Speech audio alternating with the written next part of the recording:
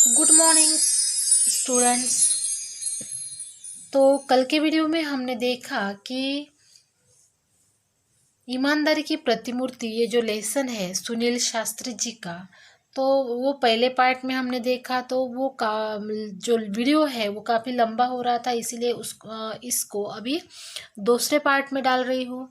तो अभी हम ये पार्ट देखेंगे। तो आइए, आपसे यह बात शान के तहत नहीं कर रहा हूँ, पर इसलिए ये बातें अब हमारे लिए आदर्श बन गई है। यानी कवि का कहने का तात्पर्य यह है कि जो बात जो है वो शास्त्री जी ने उनको समझाई है, वो शान की तरह नहीं बोल रहे हैं वो। तो ये बात उनके लिए क्या बन गई, एक आदर्श बन गई कि हमारे पिताजी अपने निजी उपयोग के लिए कोई भी जो सरकारी जो चीज़ है उसका उपयोग नहीं करते हैं। तो ये उनका एक आदर्श बन गई है, उन्होंने उसको अपने जीवन में भी उसका अंगीकार किया है। सक्रिय राजनीति में आने पर सरकारी पद पाने के बाद क्या उनका दुरुपयोग करने की हिम्मत मुझ में हो सकती है? आप ही सोचे, मेरे बच्चे कहते हैं कि पापा आप हमें साइकिल से भेजते हैं। यानी कहने का तात्पर्य यह है कि उनके लड़के जब वो राजनीति में आए तो वो अपने लड़कों को साइकिल से स्कूल में भेजने लगे। तो उनके लड़के उनको क्या कर रहे थे, कंप्लेन कर रहे थे कि देखिए पापा आप हमें क्या कर रहे हैं, साइकिल से भेज रहे हैं। तो फिर क्या होता है कि उनके लड़के उनको क्या करते हैं कि देखिए आप हमें साइकिल से भेज रहे हैं। तो पानी बरसने पर भी रिक्शे से स्कूल भेजते हैं। पर कितने ही दूसरे लोगों के लड़के सरकारी गाड़ी से आते हैं, तो वे छोटे हैं, उन्हें कलेजा चीर कर बता नहीं सकता। तो लेखक यहाँ पे कहना चाहते हैं कि जो बच्चे हैं जो मुझे कहते हैं कि देखिए बाकी के लोग तो गाड़ी से आते हैं लेकिन आप हमें साइकिल से भेज रहे हैं, तो लेखक यहाँ पे कहना चाहते हैं कि मैं उनको ये बात नहीं बता सकता कि अपने निजी उपयोग के लिए सरकारी गाड़ी का उपयोग करना चाहिए, ऐसे वो मीन्स नहीं करना चाहिए, ऐसे वो खुल के उनको नहीं बता सकते। तो अपना सरकारी ओहदा छोड़कर आया हूँ और आपके साथ यह सब फिर जिक्र कर तनिक ताज़ा और नया महसूस करना चाहता हूँ। कोशिश करता हूँ नींव को पुनः सजोना संवारना कि मेरे मन का महल आज के इस तूफानी झंझावत में खड़ा रह सके। यानी ये बात वो अपना ओहदा जो है वो छोड़कर आए हैं और जैसे आप अपनी वो नौकरी छोड़ के आए हैं और आपके साथ ये जिक्र कर तनिक ताज़ा और नया महसूस करना चाहते। यानी कवि में जो लेखक है सुनील शास्त्री जी, वो अपने साथ कुछ उनके बातें जो है वो बताना चाहते हैं और ताज़ा होने की कोशिश करते हैं कि मैं अपनी नौकरी का जो सरकारी ओहदा है वो छोड़ के आया हूँ और मेरे जो बातें हैं वो आप लोगों को बताकर मैं क्या करना चाहता हूँ, तरोताज़ा होना चाहता हूँ, नया महसूस करना चाहता हूँ।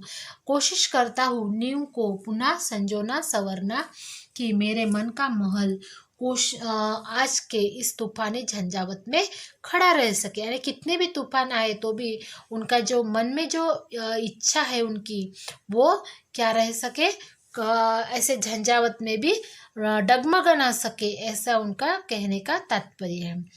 याद आते हैं बचपन के वे हसीन दिन, वे पल जो मैंने बाबूजी के साथ बिताए।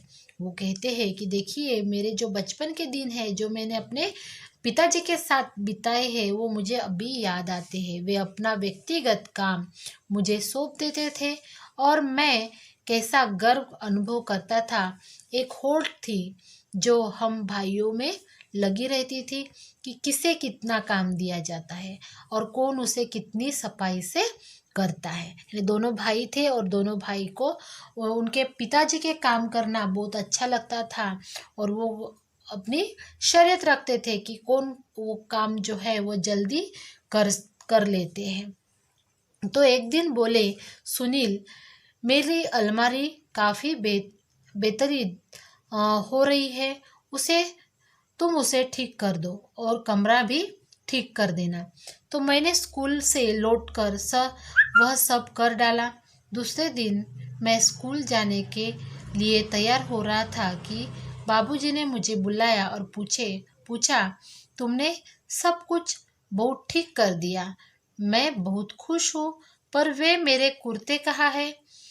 मैं बोला, वे कुर्ते भला कोई यहाँ से फट रहा था तो कोई वहाँ से, वे सब मैंने अम्मा को दे दिए।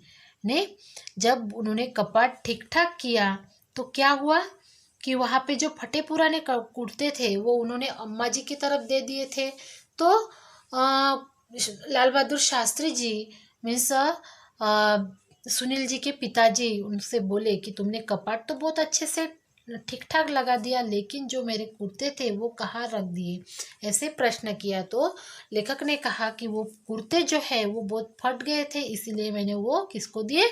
अम्मा जी को दे दिए। तो उन्होंने पूछा, यह कौन सा महीना चल रहा है? तो मैंने जवाब दिया, अक्टूबर का अंतिम सप्ताह। उन्होंने आगे जोड़ा, अब नवंबर आएगा, जाड़े के दिन होंगे, तब ये सब काम आएंगे। ऊपर से कोट पहन लूंगा ना। तो मैं देखता रह गया। क्या कह रहे हैं बाबूजी?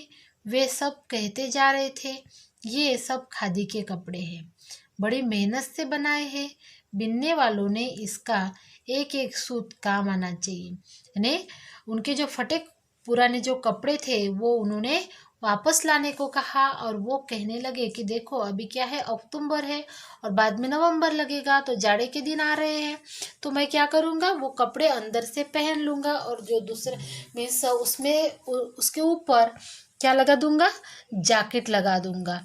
ऐसे वो अपने लड़के के साथ बोलने लगे। तो उनको आश्चर्य हुआ सुनील जी को कि इतने मीन्स एक पंत प्रधान व्यक्ति और क्या पहन रहे वो, हाँ, फटे कपड़े पहन रहे हैं। तो ये बात सुनकर उनको क्या लगा, आश्चर्य लगा।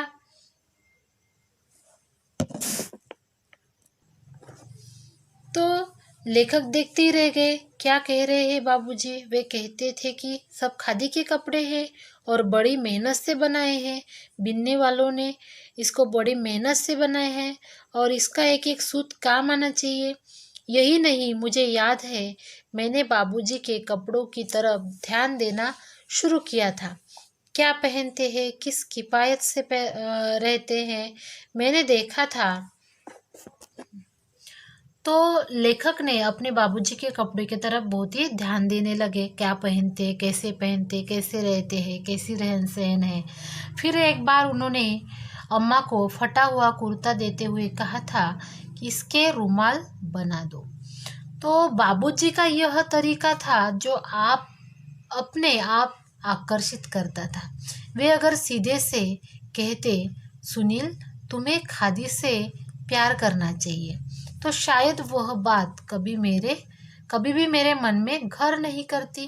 पर बात कहने के साथ साथ उनके अपने व्यक्तित्व का आकर्षण था, जो अपने में सामने वाले को बांध लेता था। वह स्वतः उन पर अपना सब कुछ निछावर करने पर उतारू हो जाते थे। यानी उनका समझाने का तरीका कुछ अलग था जो उनको आकर्षित करता था। यानी वो सीधे नहीं कहते थे कि आपको क्या करना चाहिए, खादी से प्यार करना चाहिए, ताकि वो उस कृति के द्वारा अपने बच्चों को वो समझाते थे ताकि उनको वो समझ में आए। और अम्मा बताती है, हमारी शादी में वे चढ़ावे के नाम पर सिर्फ 5 ग्राम सोने के गहने आए थे, लेकिन जब हम विदा होकर रामनगर आए तो वहाँ उन्हें मुंह दिखाई में गहने मिले। सभी रिश्ते वालों ने कुछ न कुछ दिया था। जिन दिनों में हम लोग बहादुरगंज के मकान में आए, उन्हीं दिनों तुम्हारे बाबूजी के चाचा जी को कोई घाटा लगा था। किसी तरह से बाकी का रुपया देने की जिम्मेदारी हम पर आ पड़ी। तो बात क्या थी, उसकी ठीक से जानकारी लेने की जरूरत हमने नहीं सोची और न ही इसके बारे में कभी कुछ पूछताछ की।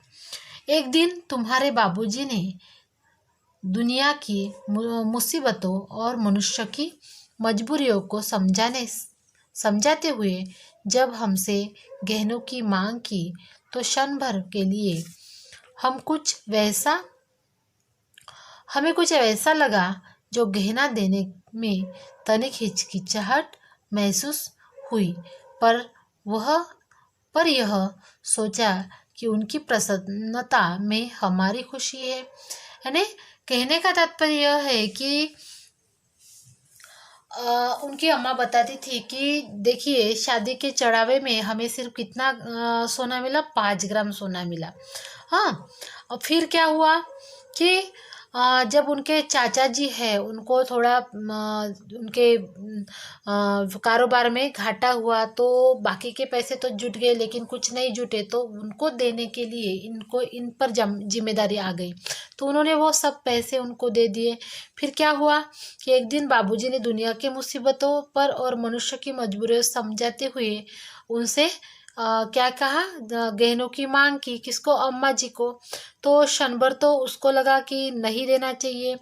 फिर क्या हुआ कि तनिक हिचकिचाहट महसूस हुई, पर उन्होंने सोचा कि उनकी प्रसन्नता में हमारी खुशी है, यानी जो शोहर की खुशी है वही उनकी खुशी है, ऐसा उन्होंने महसूस किया।